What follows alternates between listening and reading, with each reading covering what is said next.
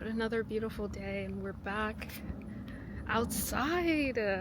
Man, y'all, today I wanted to talk about resilience and how becoming a better problem solver will quite literally change your life, okay?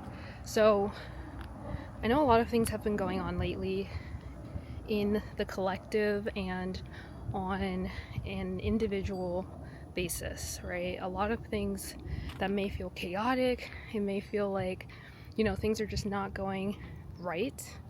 Everything feels out of order, things feel backwards, things don't make sense anymore. Not that they ever did, but I feel it and I know you feel it too. And so the reason why I want to talk about resilience is because the period of time that we're in right now is going to require you to develop some skills that you may not have had to use in the past. And what do I mean by this? I mean that a lot of new things are going to start to come up. A lot of restrictions are going to be put into place. A lot of questionable things are going to continue to happen.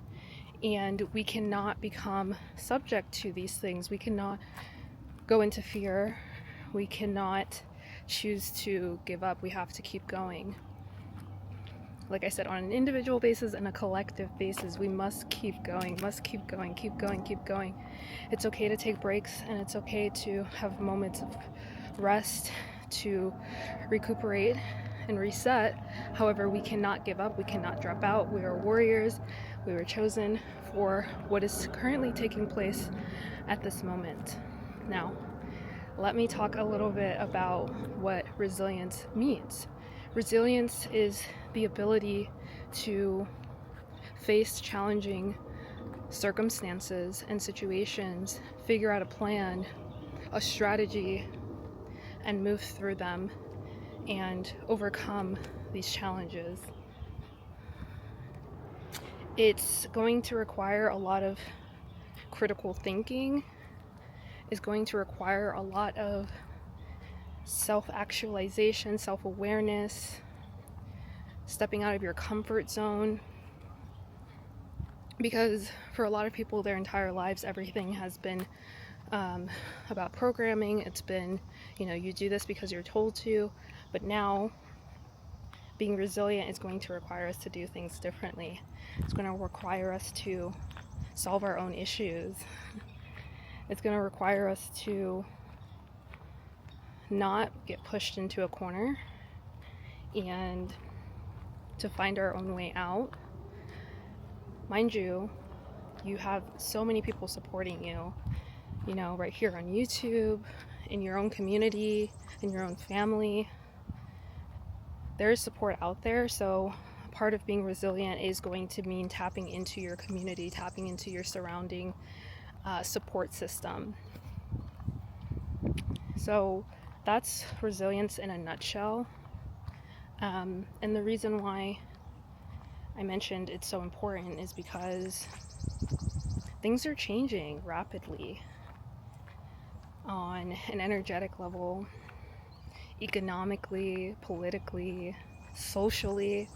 Everything you can think of, all the leads, okay, are shifting. And as spiritual beings, it can feel very unnerving and unsettling, very emotional.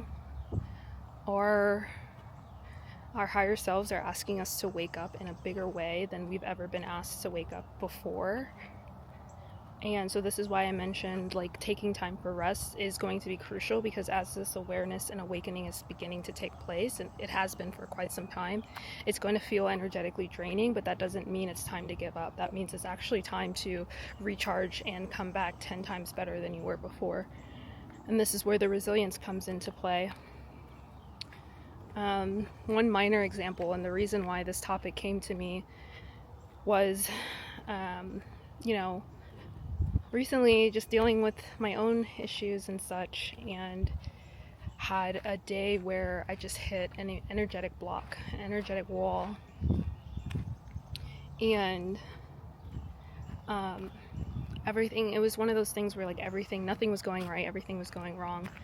And I just really sat with myself and I said, okay, I can either fall into a deep, I don't want to say depression, but I can either sit in this and go deep into this feeling of defeat, or I can have my moment and get up, make a plan, figure it out, and make shit happen, make shit happen. Um, and that's my version of resilience. It may look different for everyone else because, I'm a doer, I'm an Aries, I'm a fire sign, and I've always had this like, let's just get it done attitude. That may not work for everyone, but you want to be able to tap into what resilience looks like for you, what's going to get you up and moving and motivated. You want to tap into that and start utilizing it more and more. Especially as things start to dismantle and old systems start to fall away and new systems start to take their place, we have to be able to adapt. But there are going to be some challenges first and foremost. Going back to my brief example from my own self, earlier this week, I was in a situation where I lost 2 tires in one day. 2 tires, right? And it's 95 degrees outside, and I'm just sitting here like, okay, what do I do? What do I do? I have a meeting coming up in a couple of hours, and I have my car that's on the side of the road, and it needs 2 new tires, and I'm so far away from home. And in this moment, a lot of people would probably break down like I did. And due to the circumstances, the heat, the fact that I wasn't expecting to lose 2 tires in one day, the uncertainty of having, this meeting coming up, and I'm like, am I gonna make it? Am I gonna make it? Anyway, all this piled up onto one.